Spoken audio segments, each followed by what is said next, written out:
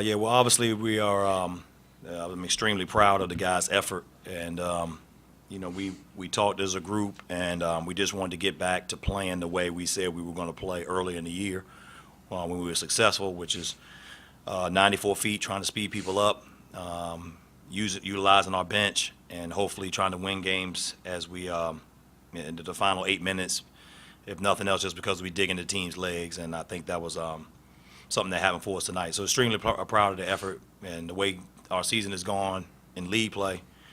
We have all the right, I guess, or the mindset. You could just say, well, it's just not our year and everybody can stop. But the guys I'm coaching on like that, and I didn't think that they would. So we're excited to see what's going to happen in the next 7 games. Is beating a first-place team a good way for a last-place team to show it's better than its record? Well, I think on the outside looking in, yes, we didn't look at it that way. We just looked at it as they're the next team up, and we know we have been close so many times.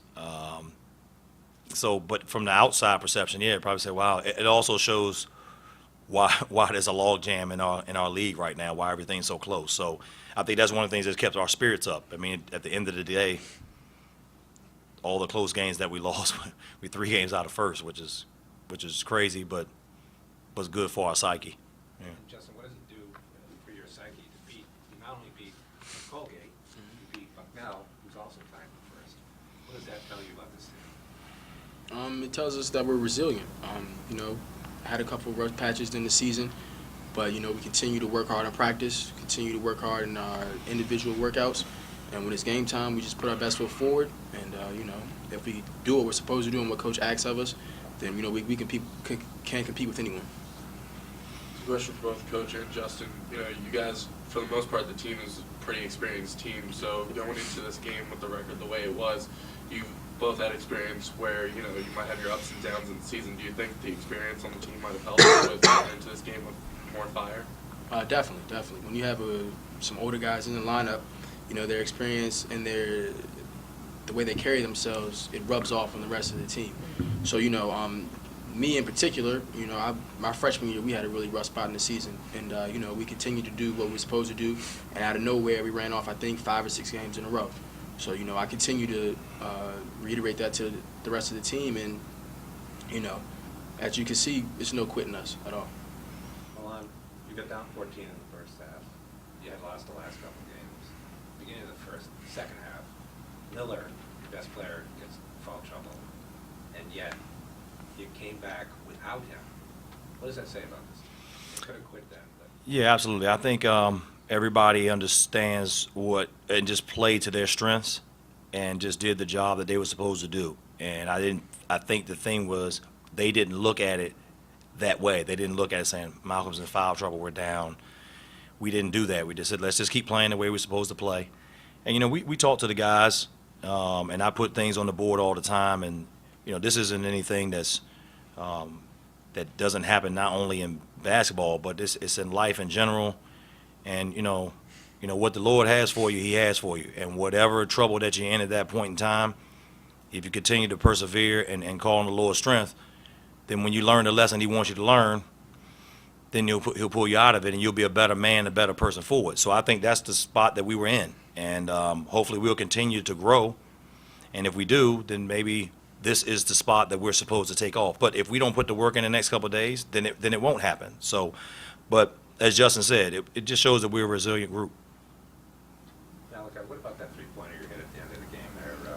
Just how comfortable were you with it? I was very comfortable. That was just all confidence shot for me. I've been playing well the last few games, so if I'm open, I'm gonna shoot it. It doesn't matter where we are in the game. It's an open shot. I'm gonna take it. It was all about confidence. It wasn't a desperation shot or anything like that. I just was ready to step up and take it. How much do you look at the standings of the guys, or do you even, just say, heck, we're going to take care of ourselves? Yeah, this was probably I may have not have looked at the standings so much now because I knew where we were, so I didn't want to see my name where I knew it was, where it was. But no, we obviously, I'd be lying if I didn't know where everybody was. So, and that was something again that we wanted to. We don't talk about it a lot, but I just kept saying we're not out of the race, and our goals have not been taken away from us. The best thing about what's happened so far is we still can be in control of our destiny.